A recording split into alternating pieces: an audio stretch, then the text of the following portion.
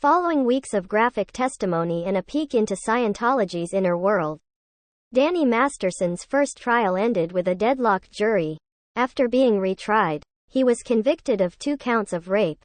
When Danny Masterson and his accusers had their day in court last year, it ended in a mistrial. The jury deadlocked on whether or not the actor was guilty of 3 counts of forcible rape.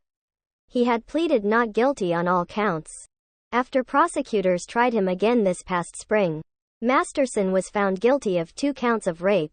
The jury was unable to reach a verdict on the 3rd count, the allegation that he sexually assaulted a former girlfriend, but the vote was reportedly 8-4 in favor of conviction. Masterson didn't testify at either trial. His 3 accusers testified at both. Previously free on $3.3 million bail, he was remanded to custody once he was convicted on May 31. On Sept. 7, after Los Angeles Superior Court Judge Charlene F.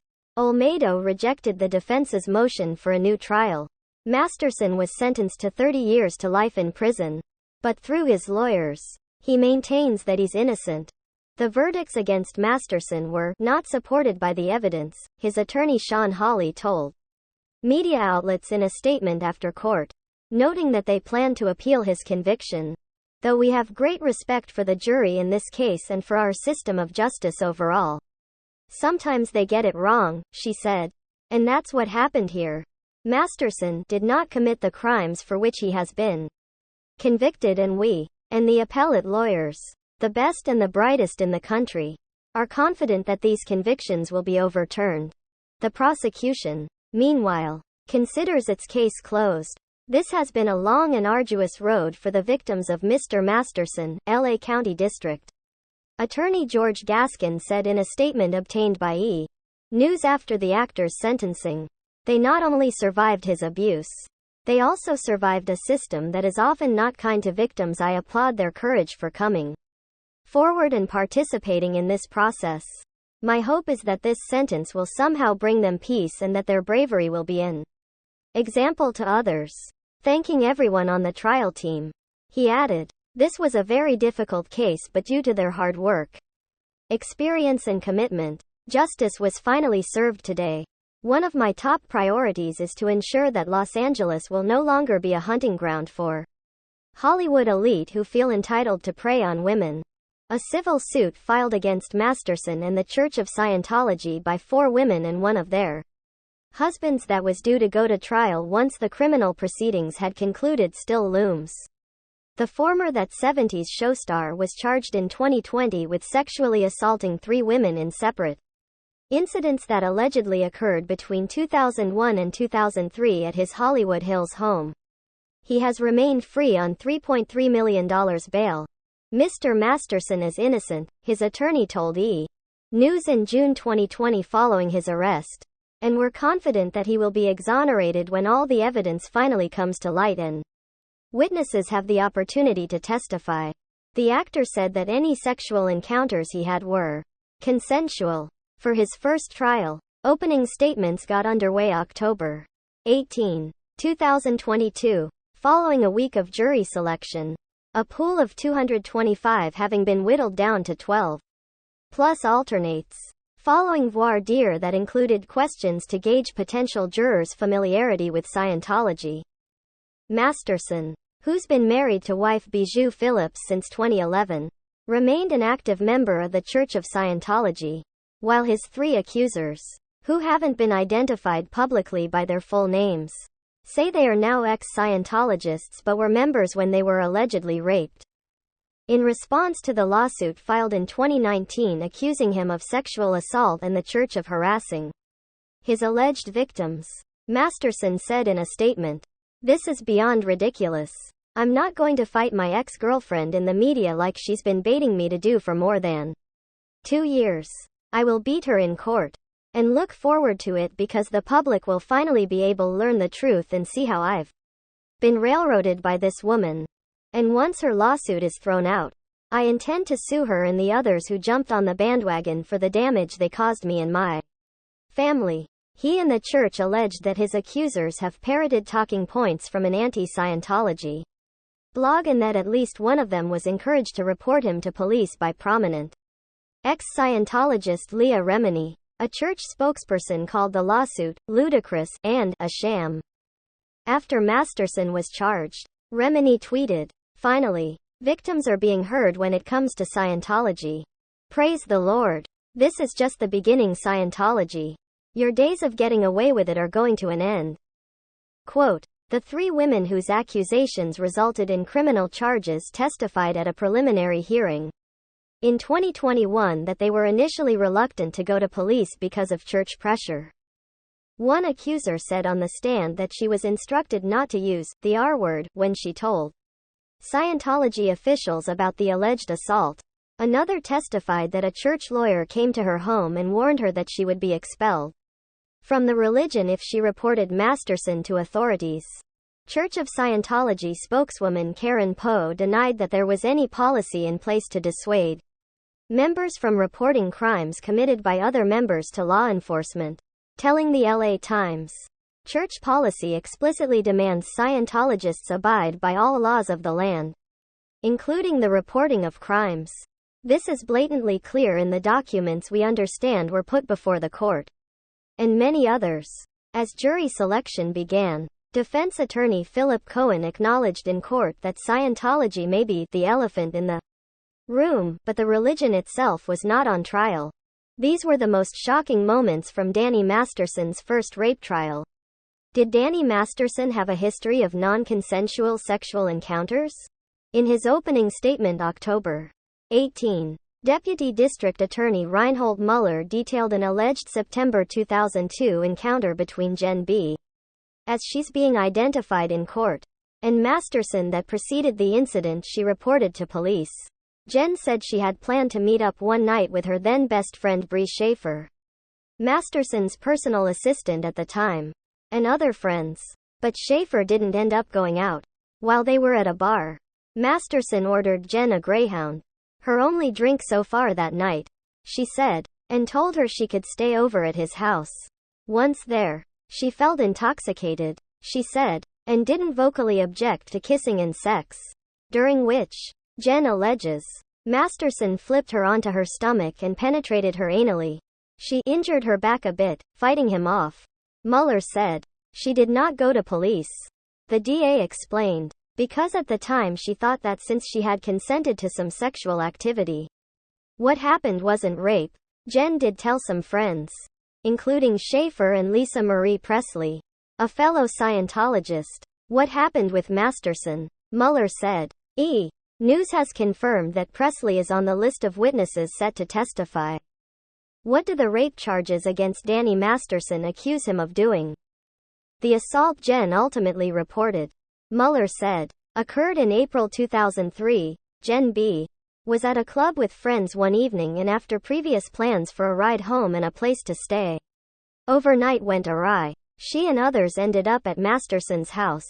He gave her a red-colored beverage, her first alcoholic drink that night, she said, and within 20 or 30 minutes of drinking only part of it, she recalled becoming disoriented. Mueller said that Jen's recollections of that night included Masterson pulling her, still partially dressed, into the hot tub, then seeing that she could barely stand up, bringing her upstairs to a bathroom.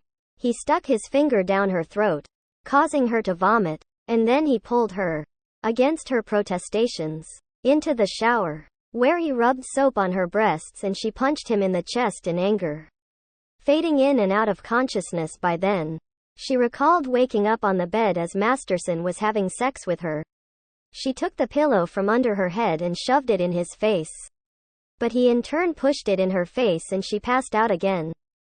At one point, Mueller said in recounting Jen's story, Masterson heard someone coming up the stairs and grabbed a gun from his nightstand. He pointed it at Jen, saying, "Don't F, King, move." When it was over, Jen said she crawled into the closet and passed out. Mueller recounted that when Jen told her Church of Scientology ethics officer that Masterson had raped her, he allegedly told her, "If you're going to tell me this was rape, it's not rape. In fact, you're not even allowed to say that word." If she went to police, she was allegedly told, she could be considered a suppressive person and end up separated from her family in the church. During the defense's opening statement, Philip Cohen said neither the initial police report detailing Jen's account nor the draft complaint sent by her attorney to Masterson's lawyers mentioned anything about the actor pulling a gun. She testified during last year's preliminary hearing that he threatened her with a gun. How has the Church of Scientology factored into the charges against Danny Masterson? Accuser and ex-girlfriend Christina B., as she's being identified at trial, joined the Church of Scientology at Masterson's insistence a few months into their relationship. Mueller explained in his opening statement, and had dated him for about a year before he became very controlling and aggressive sexually. She said she woke up on more than one occasion to find Masterson having sex with her.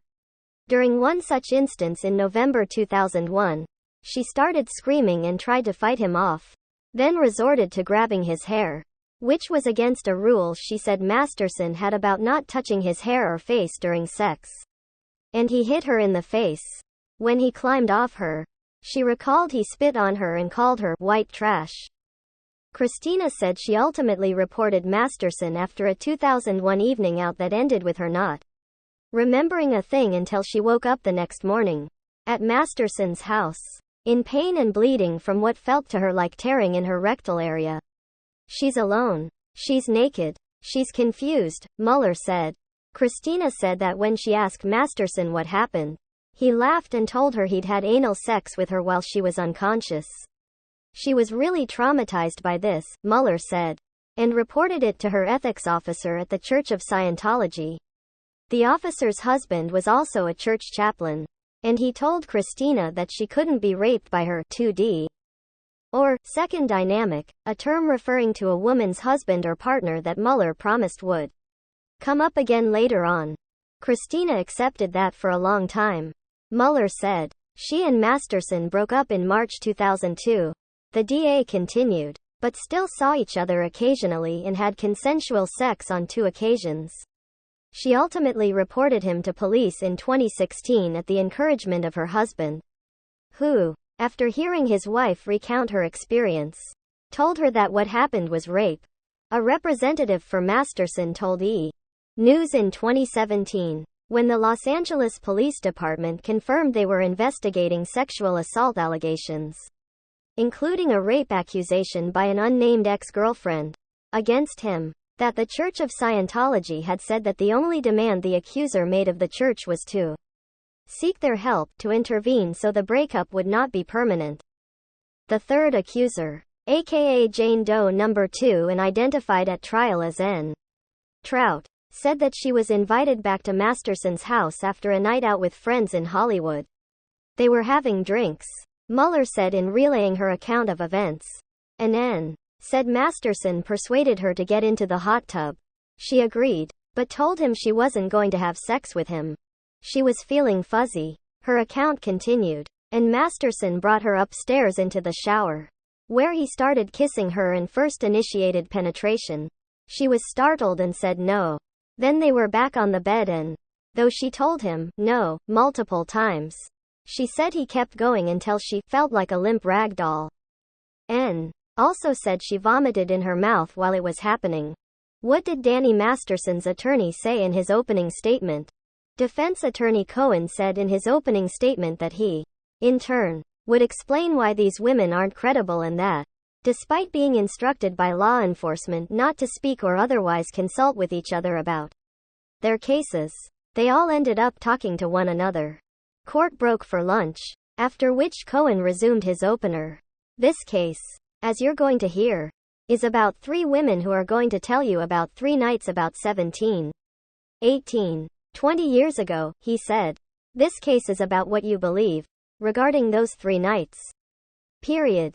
There was nothing wrong with waiting a long time to talk to police. Cohen continued. But, he added, what the women in this case first told police was wholly inconsistent with what they're going to tell you in court. What did accuser Jen B. testify about Scientology and Danny Masterson? Witness testimony began with Jen B. taking the stand for the prosecution. She testified about being a Scientologist her whole life. Her parents already members of the church when she was born, and her closest friends all being from that circle. Because, she said, growing up in Scientology, there's policies about non-Scientologists.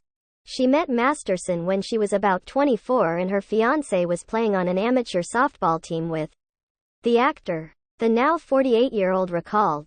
On the September 2002 night that she said resulted in Masterson initiating non-consensual anal sex. Jen testified that there was a lot of drunken laughter on her part when he started kissing her. She remembered him ordering her a Greyhound at the bar and then giving her a clear beverage once. They got to the house. I'm looking at his face and I'm like, what are we doing? This is stupid, she said. I'd sort of get tired. I was so confused. And then I thought it was the funniest thing and I just kept laughing. I don't know why I kept laughing. It was ridiculous. Then, Jen continued, next thing I remember was him moving my body. And then I was on my stomach and I felt this really sharp pain in my rear side. Kissing him almost felt incestuous, Jen explained. We're such a tight group of friends. He was my best friend's boss. More like a brother is what it felt like. Sometimes like a mean brother. But it kind of varied depending if he was drinking. She said that when she felt his penis inside her vagina, she became more alert. But then when he turned her around she felt disoriented. She at first didn't realize she was being penetrated anally. She continued. But then, I literally was like such in pain. I just screamed, no, out loud. The next morning, Jen said, she had a terrible headache and was nauseous. She didn't know if he had ejaculated or not. And she went into the bathroom. She explained, mainly to check for evidence of whether he had used a condom. She said she didn't find any sign of one. Masterson wasn't home when she woke up. And she left. What is Jen B's account of events from the night of April 25, 2003? In emotional testimony starting October 18 that saw her break down in tears multiple times. Jen B, aka Jane Doe 1, told the court that she went to Masterson's house on April 25, 2003, to pick up a set of Schaffer's keys from Watson. When she arrived, she recalled, there were 20 or 30 people there hanging out. She said Masterson gave her a sweet-tasting, red-colored drink in a tumbler, which she sipped. Jen was mostly talking to Watson outside and enjoying herself. She said, but eventually Masterson started pulling her toward the jacuzzi. Warning, 15 seconds. Quote, as in, that's how long you have to get ready before you have to go in. Clothed or not. Jen recalled him throwing her in while she was still wearing her pants and shirt. 30 or 40 minutes after she had the red drink she started to feel woozy. And was having trouble staying upright. She said, I wasn't able to balance myself well and Luke leans in and helps me get out, Jen said. I just looked at him and said, something's wrong. By then, she said, she was wearing her underwear and a tank top. Unsure of when she removed her pants. Slumped against Luke. Jen testified, I wasn't able to sit and then I couldn't see and I felt like I couldn't breathe. And then I wanted to vomit everywhere and I felt I've never been so nauseous in my life. Masterson came over and told Watson he was going to take her away to throw up. Watson resisted, telling Masterson he would help her. Jen said, but Masterson insisted and carried her upstairs. They went into the bathroom. He positioned her in front of the toilet and stuck his fingers down her throat, causing her to vomit, Jen said, recalling that it got in her hair. Then, she said, starting to cry on the stand. I laid down on that floor. My face was on the tile. It felt nice because it was cold and I wasn't moving and it felt safe.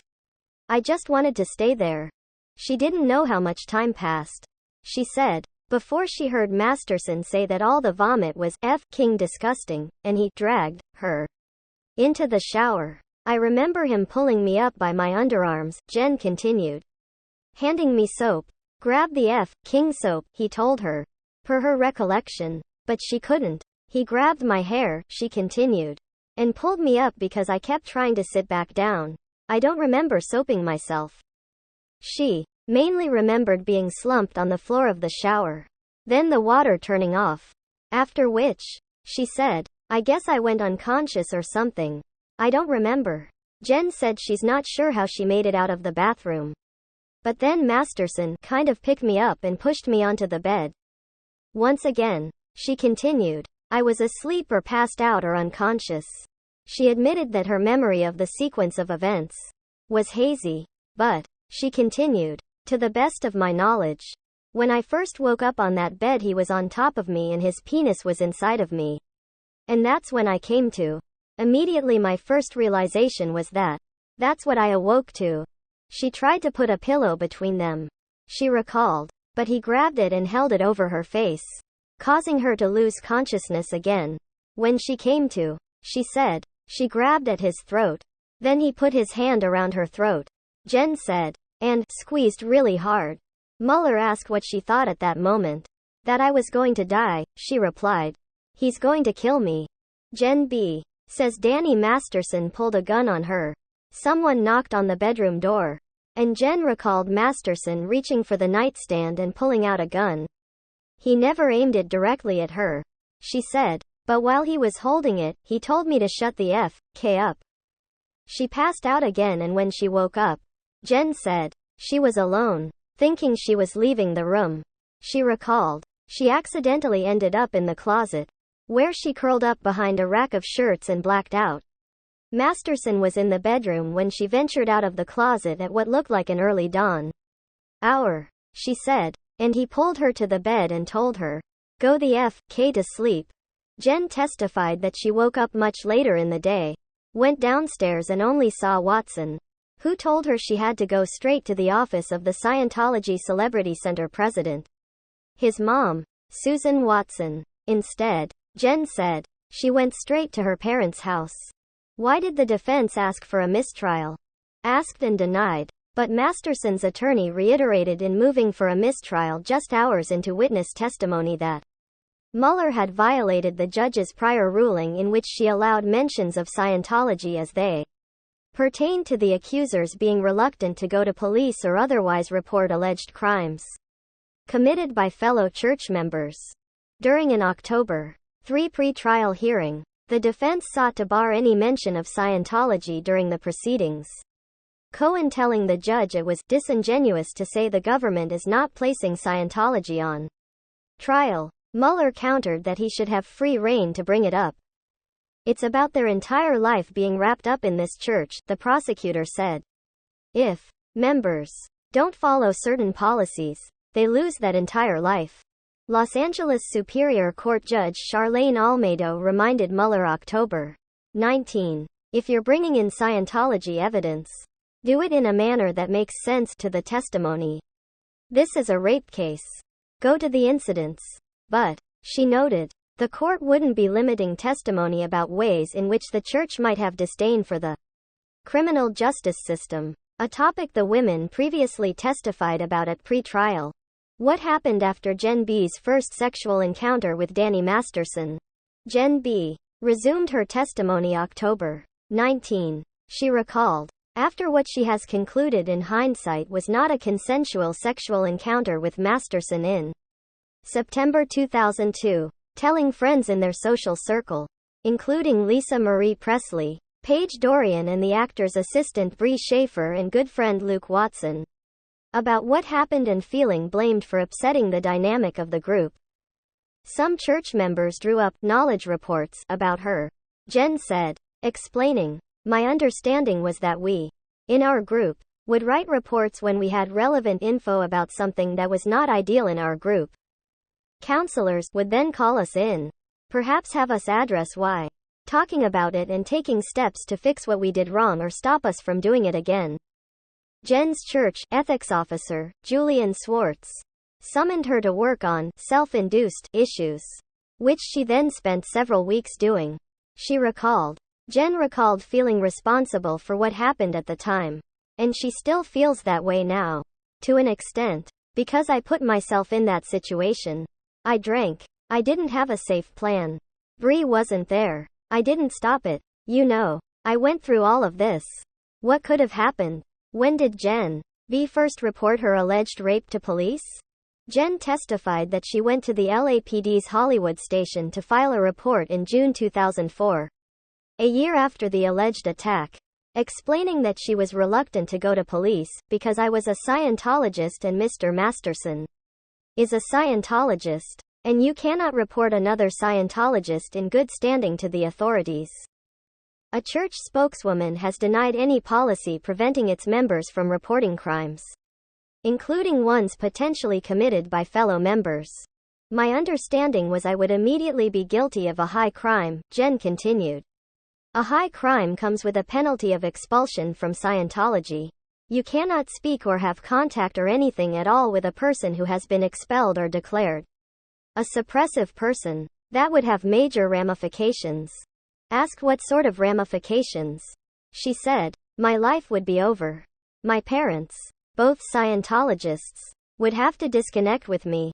My daughter, 7 or 8 at the time, couldn't go to her school.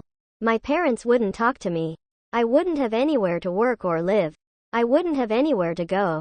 Jen said she wasn't convinced that her parents would choose her over the church if she left. Before going to police, Jen said, she sent a letter seeking permission to Mike Ellis, the church's international justice chief, and asking him for assurance that she wouldn't be declared. He did not give permission, she recalled. She testified she gave the police photos she taken in the days immediately following her April 25, 2003, encounter with Masterson of bruises on her body, as well as copies of knowledge reports written up about her and the actor in a non-interpellation order, a paper that's circulated within a group of people about things you are doing or have done that have created much chaos in a group, Jen explained. And it says if we receive one more report of anybody being upset, this person will be declared a suppressive person. What happened after Jen B. reported Danny Masterson to police? According to her testimony, a lawyer from the church came to her father's house in July 2004 and informed them there was already a declare issue waiting on Swartz's desk to have her labeled a suppressive. Swartz, whose information she gave to police as one of the first 3 people she told about being raped, also called her and demanded to know how they got his number. Jen said. When she explained, Jen continued. Swartz said, yeah, you're F-ked. You have no idea how F-ked you are. She said she subsequently signed a non-disclosure agreement, which included her being paid $400,000 over the course of a year. I could enter into the NDA agreement or just end my existence however I wanted to do it.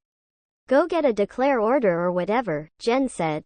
She testified that a detective got in touch with her in 2016, explaining she was trying to locate Jen's 2004 report, and police interviewed her again in the course of their wider investigation into accusations again. Masterson. According to Jen, she remembered her fellow accuser who's being identified in court as Christina B. from when she dated Masterson in the 1990s, and she first spoke to accuser N. Trout in the summer of 2017. Jen said she and Christina got in touch in 2016 and talked multiple times after. Asked if she feared any retaliation from her testimony, Jen answered, half this courtroom. Did Jen B. change her story over the years? On cross-examination, Jen acknowledged not telling police the whole truth in 2004, but maintained that whatever she did tell them she believed to be true. Questioned about initially telling police her 2002 sexual encounter with Masterson was consensual, she said it wasn't until 2018 that she came to the conclusion that it was something that maybe she wouldn't call rape but rather, as defense attorney Cohen put it, something in the middle. On the stand October 20, Jen also maintained that she did tell the LAPD about Masterson having a gun in 2004. She admitted forgetting some things, such as that Masterson had still been home and woke her up the morning after the alleged assault, but insisted she remembered the most pertinent facts. It's almost 20 years, she told Cohen. I'm really trying. Also on October 20, the judge agreed to allow a juror to step down due to anxiety. An alternate was swiftly sworn in to replace the departing juror. Was Danny Masterson accuser Jen B. injured? On October 24, Jen's cousin Rachel Dejnica testified that she did see bruises on Jen's body during a family trip to Clearwater, Florida. They embarked on barely a day after the alleged rape in April 2003. Dejnika said Jen knew she was in a hot tub and handed a drink, but didn't remember exactly what happened next. Danny Masterson's ex-girlfriend describes an abusive relationship. Taking the stand for the first time October 24. Masterson accuser Christina B., aka Jane Doe 3, testified that she and the actor had been going out for more than 4 years, starting in 1997, when she woke up on one occasion in 2001 at his Hollywood Hills home, where she lived at the time, to find him having sex with her. I told him I didn't want to have sex, and he wouldn't stop, she said. He pinned her arms, she continued, making her feel trapped. I was screaming at him to get off of me. When she pulled on his hair, which was against a rule he had against touching his face or hair, he struck her on the left side of her face, the witness said, then spit on her and called her white trash as he got up. About a year into their ultimately 6-year relationship, Christina said, he became very aggressive sexually. I remember coming back from Paris in 1998, and I was really tired and jet-lagged and sick, and he wanted to have sex and I didn't. And it resulted in a fight where he dragged me by my hair along the floor. He called me fat and other insults. That's the first that I remember. Whether she wanted to have sex when he did or not, she continued, most of the time I let it happen. It would get to the point where if I made it an issue, he would ignore me for a day or two, where I would go groveling to him. And if she didn't apologize to him, she said, there would be no communication.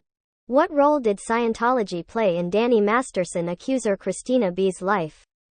Christina testified that she joined the church at Masterson's insistence, resulting in her disconnecting from her family, as her parents, she was told, were suppressive persons.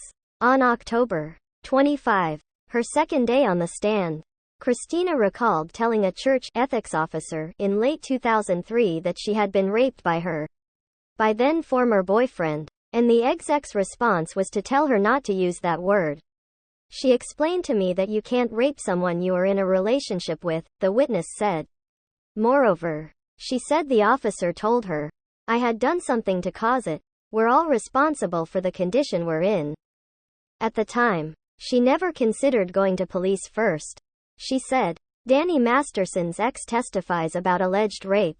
The rape allegation stems from a December 2003 morning on which Christina says she woke up in pain and bleeding after a night out at a Los Angeles restaurant. When I first woke up I felt very confused and I noticed that my whole body hurt, she said. I noticed that I was injured, my bottom. It was red. It was not normal. It was torn and it had a little bleeding. I was in a lot of pain. I couldn't sit down. It hurt to go to the restroom.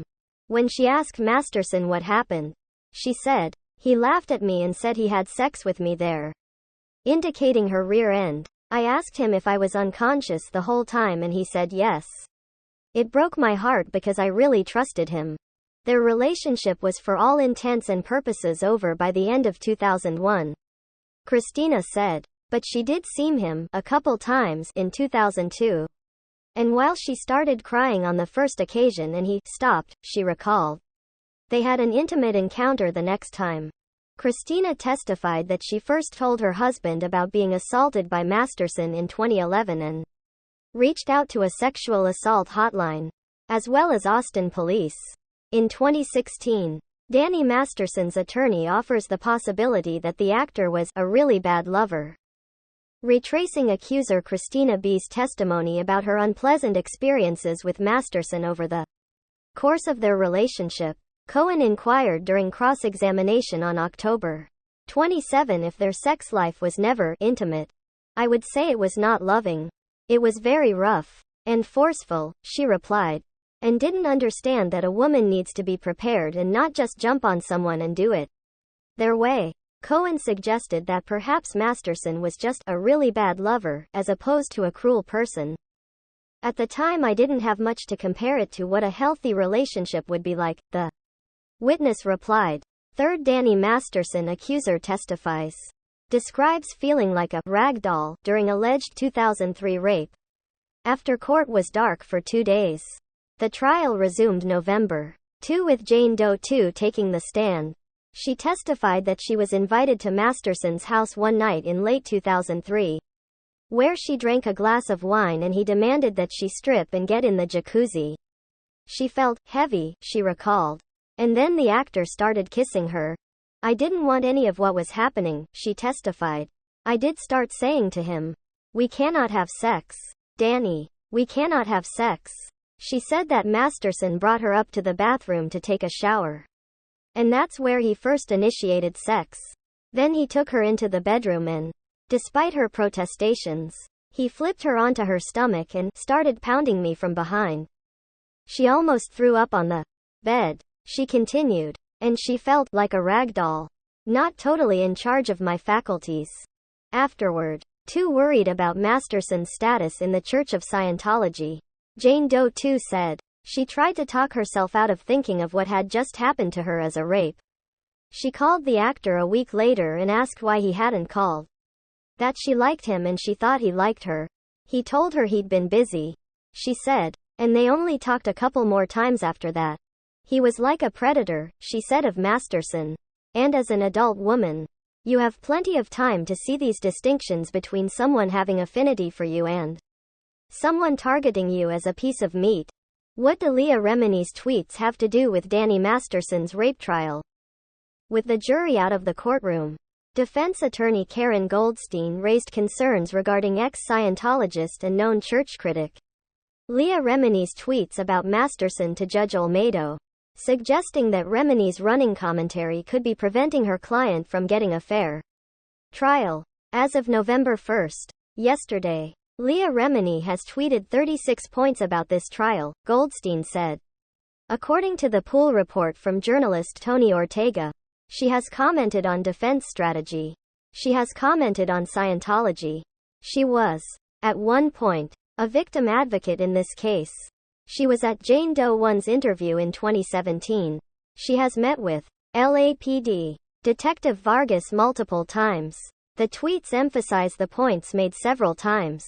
This makes it exceedingly difficult for Mr. Masterson to get a fair trial. The defense's concern was entered into the record. Remini's 34th tweet in her long thread alleged, "These women have spoken out in great danger to themselves and their families."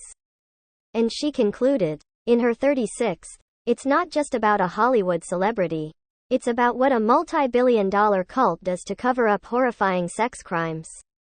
The church has described Remini on multiple occasions as a disgruntled former member with an axe to grind.